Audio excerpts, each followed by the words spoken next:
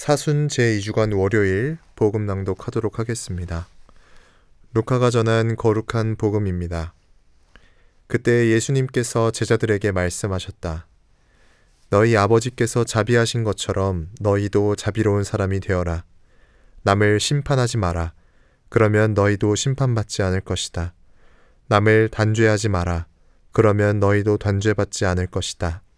용서하여라. 그러면 너희도 용서받을 것이다. 주어라.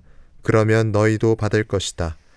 누르고 흔들어서 넘치도록 후하게 되어 너희 품에 담아주실 것이다. 너희가 되지라는 바로 그 되로 너희도 되받을 것이다.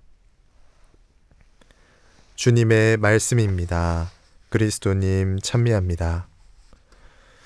찬미예수님, 예전에 재미있는 뉴스 기사를 보았습니다. 사랑에 빠지는데 걸리는 시간에 관한 기사였는데요.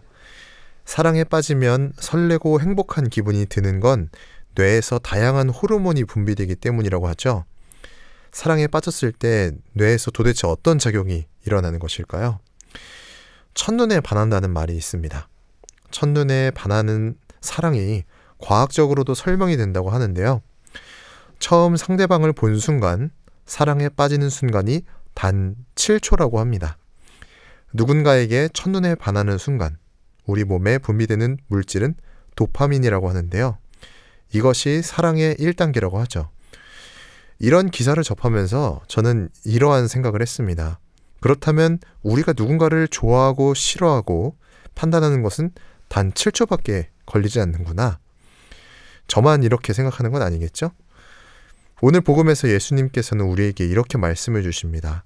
남을 심판하지 마라. 그러면 너희도 심판받지 않을 것이다.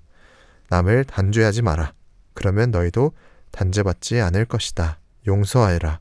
그러면 너희도 용서받을 것이다. 다른 사람을 좋고 싫고 판단하는데 우리도 모르는 단 7초면 이루어지는데 우리는 어떻게 다른 사람을 판단하지 않을 수 있을까요?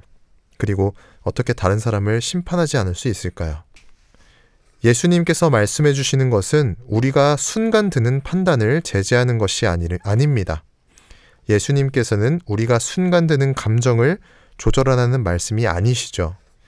예수님의 말씀은 우리 자신이 하느님의 위치에 서지 말라는 말씀일 것입니다.